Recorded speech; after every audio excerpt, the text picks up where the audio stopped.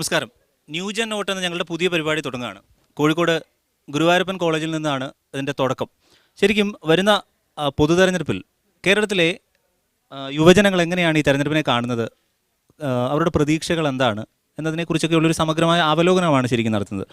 അപ്പോൾ വിവിധ കോളേജുകളിൽ സഞ്ചരിക്കുക, കേരളത്തിലെ വിവിധ ജനവിഭാഗങ്ങളിൽ നിന്ന് ഒരു അഭിപ്രായം സ്വരൂപിക്കുക എന്നൊക്കെയുള്ളതാണ് ഇതിൻ്റെ ഒരു പൊതുവായ നിലപാട്. ഇപ്പോൾ വലിയ വലിയ ചർച്ചകൾക്കിടയ്ക്ക് നമ്മൾ കേൾക്കാതെ പോകുന്ന ഒറ്റപ്പെട്ട സ്വരങ്ങളുണ്ടാവും.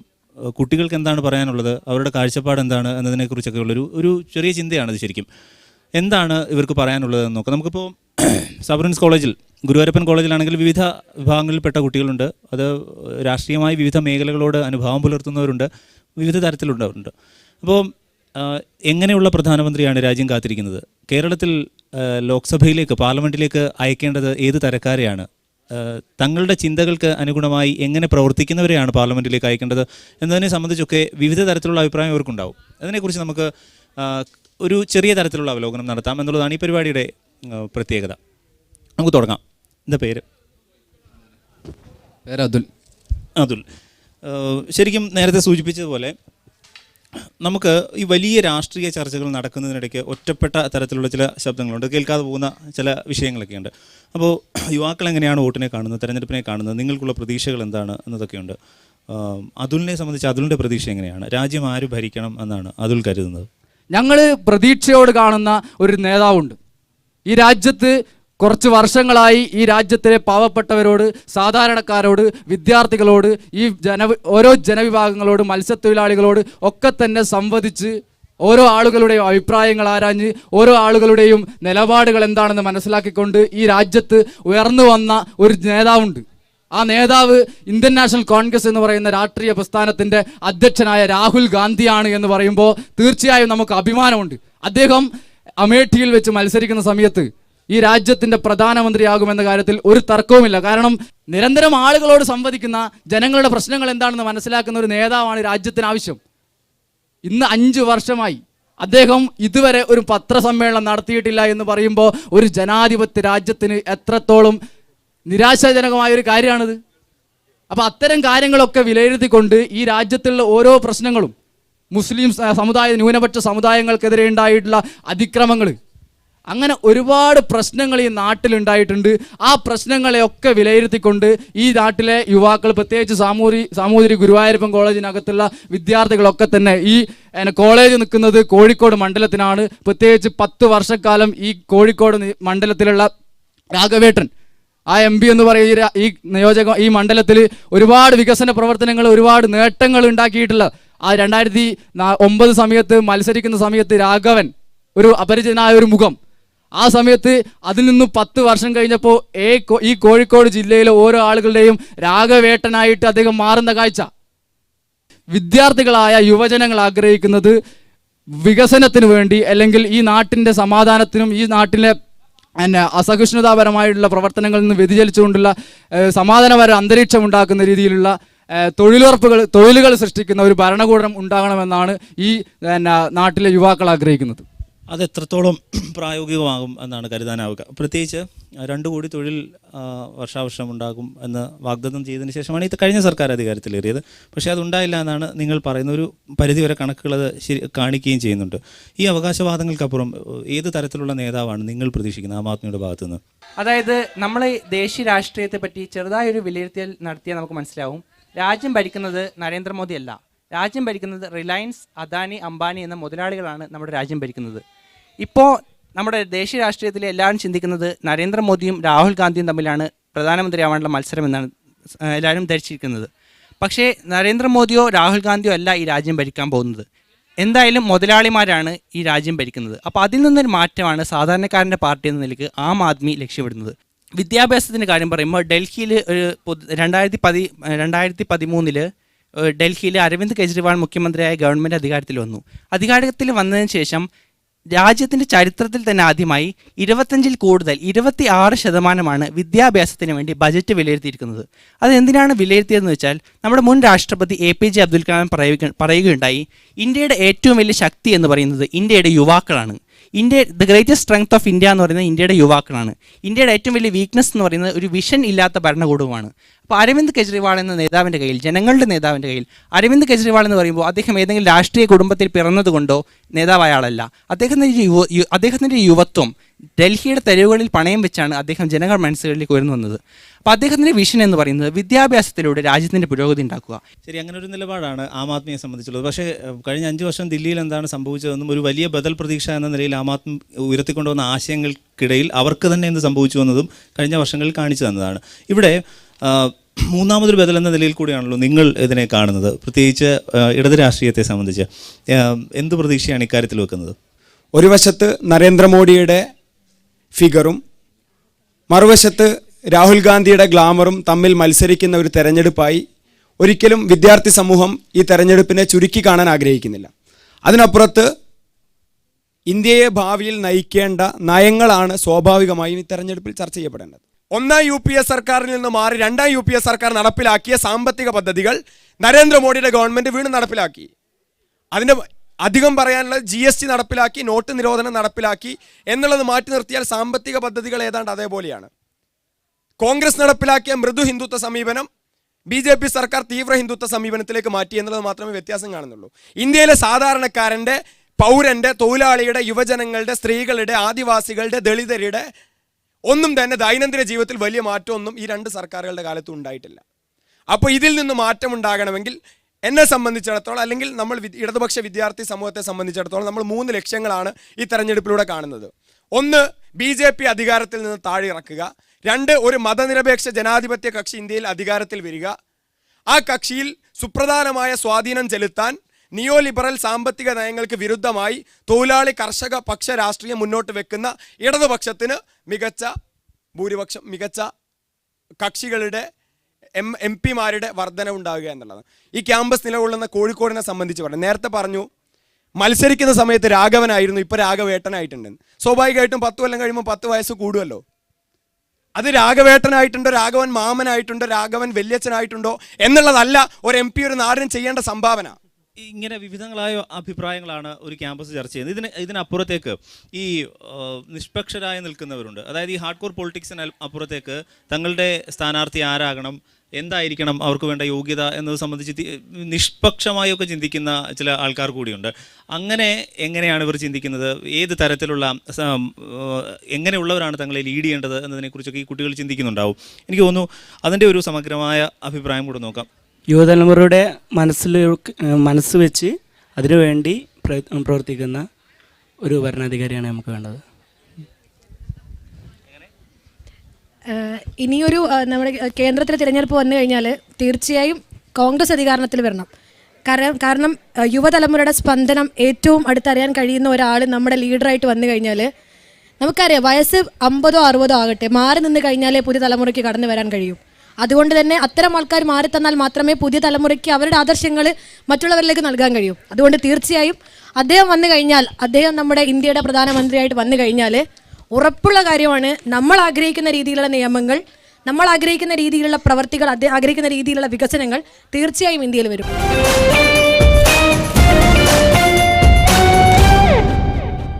ഈ വർഷം, അതായത് ഈ ലോക്സഭാ തെരഞ്ഞെടുപ്പിൽ ഒരു മേജർ പോർഷൻ, ഒരു വലിയ വിഭാഗത്തോളം യുവ വോട്ടർമാരുടെ സ്വാധീനം വളരെ ശക്തമാകും എന്നാണ് നമുക്ക് മനസ്സിലാക്കാൻ കഴിയുന്നത്. എല്ലാ തവണയും എല്ലാ തെരഞ്ഞെടുപ്പിലും ഈ യുവ വോട്ട് ബാങ്കുകൾ തന്നെ ലക്ഷ്യമിട്ടുകൊണ്ട് അതാത് കാലത്തെ ഭരണാധികാരികൾ അല്ലെങ്കിൽ ഭരണ പ്രതിപക്ഷങ്ങൾ വിവിധ ക്യാമ്പുകൾ, വ്യത്യസ്ത തരത്തിലുള്ള ക്യാമ്പയിനുകൾ നടത്താറുണ്ട്. എങ്ങനെയാണ് ഈ വോട്ടുകൾ ക്യാച്ച് ചെയ്യാൻ സാധിക്കുക എന്നുള്ളത്, അത് ചിലപ്പോൾ ചില യൂത്ത് ഐക്കൺസിനെയൊക്കെ ഇറക്കി പല തരത്തിലുള്ള ക്യാമ്പയിൻ ഇക്കാര്യത്തിൽ ഉണ്ടാകാറുണ്ട്. അപ്പോൾ വിവിധ തരത്തിലുള്ള നന്നായി രാഷ്ട്രീയം ചർച്ച ചെയ്യുന്ന, നന്നായി രാഷ്ട്രീയത്തെക്കുറിച്ച് ബോധവും ബോധ്യവുമുള്ള കുട്ടികൾ കൂടിയാണ് ഈ ഗുരുവായൂരപ്പൻ കോളേജിലുള്ളത്. അതിനുമപ്പുറത്തേക്ക്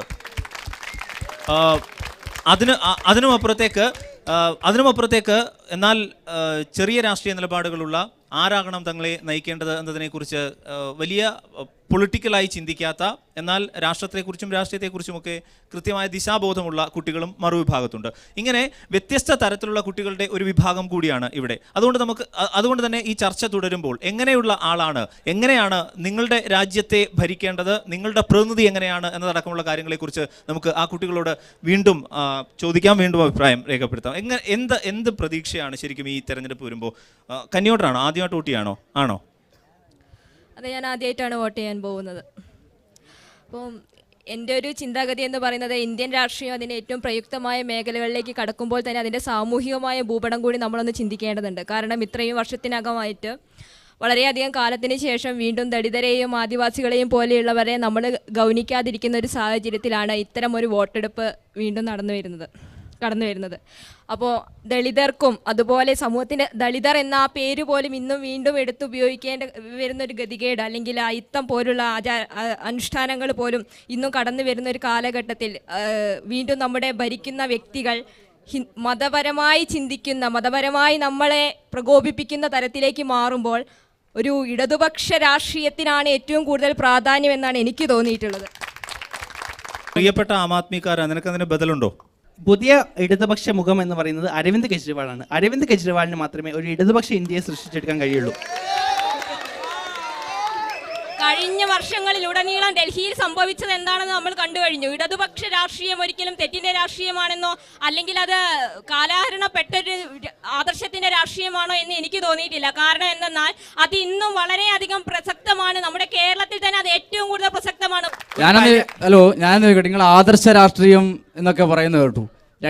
കാസർഗോഡ് 2 യുവാക്കളെ, ചെറുപ്പക്കാരായ 2 യുവാക്കളെ കൊത്തിക്കൊന്നതാണോ നിങ്ങൾ പറയുന്ന ആദർശ രാഷ്ട്രീയം എന്ന് പറയുന്നത്?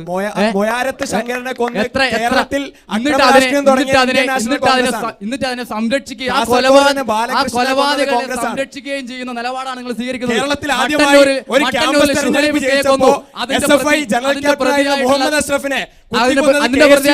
ആകാശ്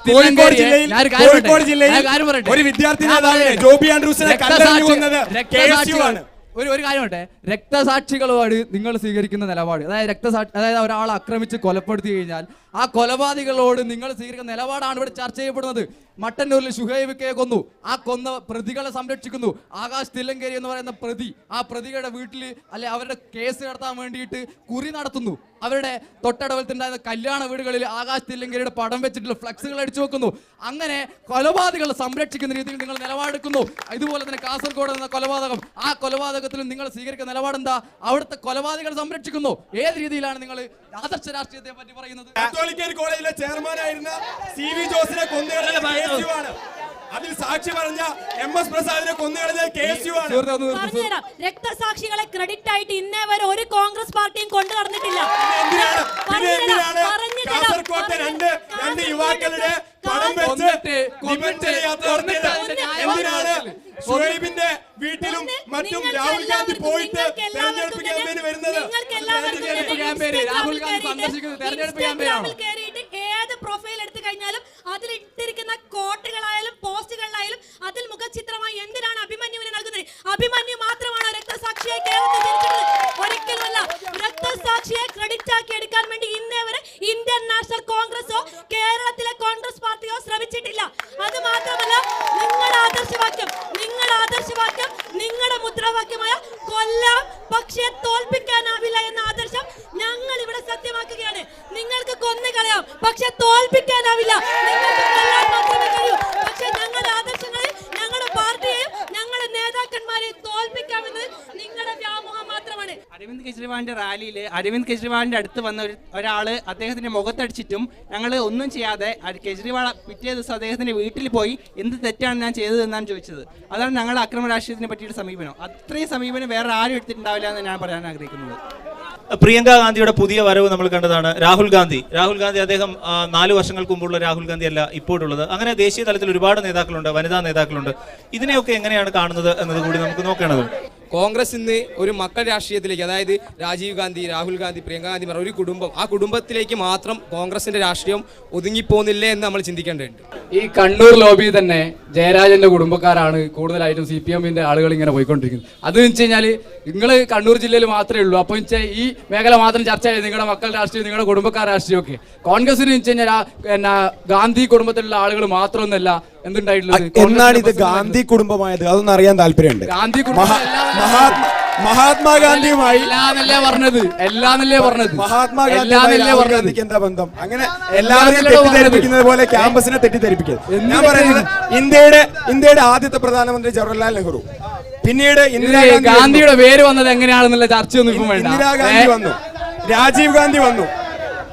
ഇനി അടുത്തത് രാഹുൽ ഗാന്ധി വരണം, പ്രിയങ്ക ഗാന്ധി വരണം എന്ന് പറയുന്നു. ഒരു കുടുംബത്തിൽ ജനിച്ചവരുടെ കഴിവിനും ശേഷിക്കും അപ്പുറത്തേക്ക് ഈ നേതാക്കളെയൊക്കെ രാജ്യം അംഗീകരിച്ചു എന്നുള്ളതാണ് യാഥാർത്ഥ്യം. അത് മനസ്സിലാക്കണം.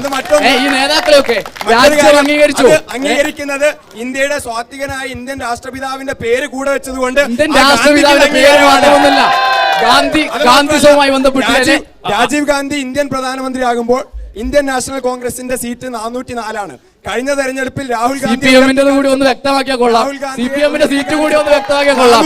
44 സിപിഎമ്മിന്റെ പൂജ്യം നഷ്ടപ്പെട്ടു. 44 സ്വാതന്ത്ര്യ സമരം കിട്ടിയതിനു ശേഷം ഈ രാഹുൽ ഗാന്ധി എന്ന വ്യക്തിയുടെ കൂടെ ഗാന്ധി എന്ന ടാഗ് ഉള്ളത് കൊണ്ടാണ് അദ്ദേഹം വിജയിക്കുന്നത് എന്ന വൃത്തികെട്ട ധാരണ നിങ്ങൾക്കുണ്ടെങ്കിൽ അതുകൊണ്ട് മാത്രമാണ് നിങ്ങൾ കേരളത്തിൽ മാത്രം ചുരുങ്ങി പോകുന്നുള്ള യാഥാർത്ഥ്യം തിരിച്ചറിഞ്ഞത്. കോൺഗ്രസ് ഇപ്പോൾ എത്ര സംസ്ഥാനം ഭരിക്കുന്നുണ്ട്? 1947 മുതൽ ഇന്ത്യ ഭരിച്ച കോൺഗ്രസ് ഇപ്പോൾ എത്ര സംസ്ഥാനം? കോൺഗ്രസ് ഇപ്പോ നിഷ്പക്ഷമായി ഇന്ത്യയിലെ രാഷ്ട്രീയം ചർച്ച ചെയ്യുമ്പോൾ നിഷ്പക്ഷമായ ആ രാഷ്ട്രീയത്തെ വിലയിരുത്തുന്ന ആളുകൾക്ക് മനസ്സിലാവും കോൺഗ്രസ് തിരിച്ചു വരികയാണ് എന്നുള്ള കാര്യത്തിൽ ഒരു തർക്കമില്ല. സാധിക്കെ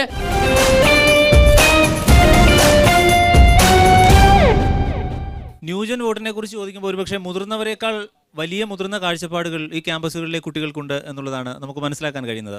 അതാണ് ഒരു വസ്തുതയും. ഒരുപക്ഷെ ഈ കഴിഞ്ഞ കാലഘട്ടത്തിൽ കേരളത്തിൽ ഏറ്റവും കൂടുതൽ ചർച്ച ചെയ്യപ്പെട്ടത് സ്ത്രീകളെക്കുറിച്ച്, വനിതാ പ്രാതിനിധ്യത്തെക്കുറിച്ച്, ശബരിമലയിലെ സ്ത്രീ പ്രവേശനമടക്കം വനിതകളെക്കുറിച്ച് സമഗ്രമായ ഒരു ചർച്ച നടന്നിരുന്നു.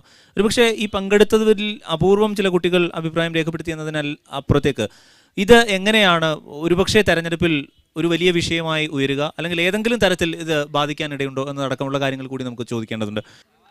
കോൺഗ്രസ് പാർട്ടിയെക്കുറിച്ച് പറയുകയാണെന്ന് വെച്ചാൽ പ്രിയങ്ക ഗാന്ധിയുടെ കടന്നുവരവ് അത് വലിയൊരു സ്ത്രീ മുന്നേറ്റമാണ് കോൺഗ്രസ് പാർട്ടിയെ സൃഷ്ടിച്ചിട്ടുള്ളത്. കിട്ടിയ അറിവ് വെച്ചാണെങ്കിൽ പല സ്ഥലത്തും കോൺഗ്രസ് സ്ത്രീകളെ നിർത്തുന്നുണ്ട് ഇപ്രാവശ്യം. ശബരിമല വിഷയത്തെക്കുറിച്ച് പറയുകയാണെങ്കിൽ നമ്മൾ കാണേണ്ട ആദ്യമായി ഒരു സ്ത്രീ അവിടെ കയറി, അതിനുശേഷം ആരും അങ്ങോട്ട് കയറാനുള്ള ഒരു വ്യഗ്രത കാണിക്കുന്നത് ഞങ്ങൾ ആരും കണ്ടിട്ടില്ല. അത് വിശ്വാസം കണക്കിലെടുത്തിട്ടാണോ അല്ലെങ്കിൽ ഒരു ഫേസ് കിട്ടാൻ വേണ്ടിയിട്ടാണോ എന്നുള്ളത് ഞാനൊന്ന് ചോദിച്ചോട്ടെ. ഫേസ് കിട്ടാൻ വേണ്ടിയിട്ടാണെങ്കിൽ ചരിത്രം മുഴുവൻ ഗാന്ധി അടക്കമുള്ളവർ ഫേസ് കിട്ടാൻ വേണ്ടിയാണ് ചരിത്രം രചിച്ചതെന്ന് നമുക്ക് പറഞ്ഞൂടെ? പക്ഷെ അതിൽ ഞാൻ വ്യക്തമാക്കേണ്ടേ സുഹൃത്തെ, ആദ്യമായി കയറിയ സ്ത്രീക്ക് കാണിച്ച ഒരു വ്യഗ്രത പിന്നീട് ആരും ശബരിമലയുടെ പടി ചുവട്ടാൻ വേണ്ടി കാണിച്ചിട്ടില്ല.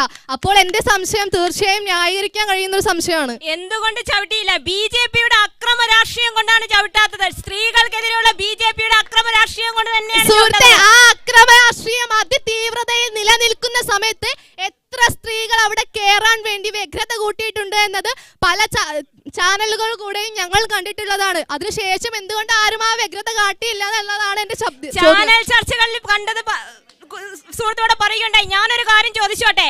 ചരിത്രം രചിക്കപ്പെട്ടത് ഒറ്റയാൾ പോരാട്ടങ്ങളിലൂടെ തന്നെയാണ്, അതല്ല ഫേസ് കിട്ടാൻ വേണ്ടിയിട്ടാണെന്ന് പറയുകയാണെങ്കിൽ നിങ്ങളുടെ പല നേതാക്കളും ചെയ്തതടക്കം പലതും ഫേസ് കിട്ടാൻ വേണ്ടി മാത്രമായിരുന്നു എന്ന് പറയേണ്ടി വരും. ഞാൻ ആരും കുറ്റപ്പെടുത്തുന്നില്ല. ഞാൻ ചോദിച്ചത് ഒരേ ചോദ്യമാണ്. അതിനുശേഷം ആരെയും എന്തുകൊണ്ട് ശബരിമല സന്നിധാനത്തേക്ക് ഞങ്ങൾ കണ്ടില്ല? അതായത് ഇതൊരു രാഷ്ട്രീയ ഉപകരണമായി നിങ്ങൾ സ്വീകരിക്കുകയായിരുന്നു എന്നുള്ളതാണ്. കയറണമെന്ന് ആഗ്രഹമുണ്ടെങ്കിൽ സുരക്ഷയൊരുക്കാൻ സർക്കാർ തയ്യാറാണ്. പക്ഷേ സ്ത്രീകളെ മുഴുവൻ അങ്ങോട്ടേക്ക് കയറ്റാം എന്നുള്ളതല്ല സർക്കാരിന്റെ നിബന്ധനയോ സർക്കാരിന്റെ ആഗ്രഹമോ അല്ലെ സർക്കാരിന്റെ വാഗ്ദാനമോ അതല്ല. കേരളത്തിലെ ജനങ്ങൾ അടയ്ക്കുന്ന ടാക്സ് തുക സ്വീകരിച്ചുകൊണ്ട് അല്ലെങ്കിൽ അതിൽ നിന്ന് പൈസ രൂപീകരിച്ചുകൊണ്ട് കേരള സംസ്ഥാനം അല്ലെങ്കിൽ കേരള സർക്കാർ എന്നെടുത്ത് പറയേണ്ട ആവശ്യമൊന്നുമില്ല. നമ്മൾ അടയ്ക്കുന്ന ടാക്സിൽ നിന്നുള്ള പൈസ എടുത്തുകൊണ്ടാണ് സുരക്ഷ ഒരുക്കുന്നു എന്ന് പറയുന്നത്. മറ്റൊരു കാര്യം ചോദിക്കട്ടെ. ഇന്നേ വരെ നിങ്ങൾ ആദ്യം ഒരു പട്ടിക ഇറക്കുകയുണ്ട്, ഇത്ര സ്ത്രീകൾ ശബരിമലയിൽ പ്രവേശിച്ചു എന്ന് പറഞ്ഞത്. അതിന്റെ യാഥാർത്ഥ്യം എത്ര ഉണ്ടെന്നുള്ളത് വേറെ നിൽക്കട്ടെ. ആദ്യം കാണിച്ച ചൂട് അല്ലെങ്കിൽ സ്ത്രീകൾ ശബരിമലയിൽ കയറി അതിന്റെ നമ്മൾ കണ്ടതാണ്. ആ ദൃശ്യങ്ങളൊക്കെ എത്ര സൂക്ഷ്മമായിട്ടാണ് മീഡിയ ക്യാപ്ചർ ചെയ്തെന്നുള്ള കാര്യം. അതിന് അന്ന് കാണിച്ച ഒരു ചൂട് പിന്നീട് എന്തുകൊണ്ട് ആരിപ്പോയി എന്ന് പറഞ്ഞപ്പോൾ നിങ്ങൾ പറഞ്ഞ മറുപടി ബിജെപിയുടെ അക്രമ രാഷ്ട്രീയം എന്നുള്ളതാണ്. ആരുടേതാണ് സുഹൃത്തെ അക്രമ രാഷ്ട്രീയം? ഞാൻ ചോദിക്കട്ടെ, കേരളത്തിൽ 20 സീറ്റും കമ്മ്യൂണിസ്റ്റ് പാർട്ടി വിജയിച്ചു കഴിഞ്ഞാൽ ഇന്ത്യയിൽ ബിജെപിയോളമെങ്കിലും കമ്മ്യൂണിസ്റ്റ് പാർട്ടിക്ക് ഉയരാൻ കഴിയുമെന്ന് നിങ്ങൾക്ക് എപ്പോഴെങ്കിലും തോന്നിയിട്ടുണ്ടോ? ഇത് കമ്മ്യൂണിസ്റ്റ് പാർട്ടിയോടുള്ള ശത്രുതയുടെ ഭാഗമായും അതുപോലെ തന്നെ ബിജെപിയോടുള്ള മൃദു സമീപനത്തിന്റെ ഭാഗമായും കോൺഗ്രസ് സ്വീകരിക്കുന്ന നിലപാട് മാത്രമാണ്. അപ്പോൾ നിങ്ങൾക്കറിയാം കമ്മ്യൂണിസ്റ്റ് പാർട്ടിയോടുള്ള ശത്രുത എന്ന് നിങ്ങൾക്ക് വ്യക്തമായി പറയുന്നുണ്ട്. ഇനി വേറൊരു കാര്യം പറയട്ടെ, യഥാർത്ഥ കമ്മ്യൂണിസ്റ്റ് ആശയങ്ങൾ കമ്മ്യൂണിസ്റ്റ് മാനിഫെസ്റ്റോയിലോ അല്ലെങ്കിൽ കാറൽ മാർക്സിന്റെയോ പോലുള്ള നല്ലതായുള്ള കമ്മ്യൂണിസ്റ്റ് ആദർശ രാഷ്ട്രീയമായിരുന്നു കേരളത്തിൽ നടപ്പിലാക്കിയിരുന്നെങ്കിൽ ഇന്ന് ഒരു സ്ഥലത്ത് പോലും ഒരു KSUക്കാരനോ ഒരു KSUക്കാരെ ഉയരുമായിരുന്നില്ല, ഒരു ശബ്ദം പോലും കോൺഗ്രസിന് വേണ്ടി ഉയരുമായിരുന്നില്ല. കാരണം അദ്ദേഹത്തിന്റെ ആദർശങ്ങളും അദ്ദേഹത്തിന്റെ രാഷ്ട്രീയവുമായിരുന്നു ഇന്നത്തെ കമ്മ്യൂണിസം എങ്കിൽ ഇന്ന് നിങ്ങൾ പറയുന്ന CPM, നിങ്ങൾ പറയുന്ന LDF, നിങ്ങൾ പറയുന്ന SFI കൊണ്ട് നടക്കുന്ന മൂല്യങ്ങളും രാഷ്ട്രീയവും ആദർശവും അതായിരുന്നെങ്കിൽ ഇന്ന് കേരളം ഇത്ര രീതിയിലുള്ള ഒരു വൃത്തികെട്ട അവസ്ഥയിലേക്ക് വരുമായിരുന്നില്ല. കാസർഗോഡ് ആ 2 രക്തസാക്ഷികൾ ഉണ്ടാവുമായിരുന്നില്ല സുഹൃത്തെ, ഉണ്ടാവുമായിരുന്നില്ല. അക്രമ രാഷ്ട്രീയത്തെ കുറിച്ച് ഒരുപാട് ചർച്ച ചെയ്തതാണ്.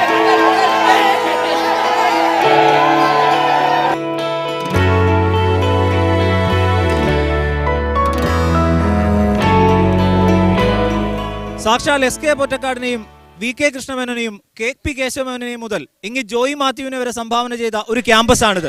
അതുകൊണ്ട് തന്നെ കൃത്യമായ രാഷ്ട്രീയവും നിലപാടുകളും എപ്പോഴും അവർക്ക് സംസാരിക്കാനുണ്ടാകും. ഇതാണ് ഈ യുവജനങ്ങളുടെ, ഈ യുവതയുടെ നിലപാടും രാഷ്ട്രീയവും. നാളെ മറ്റൊരു ക്യാമ്പസിൽ.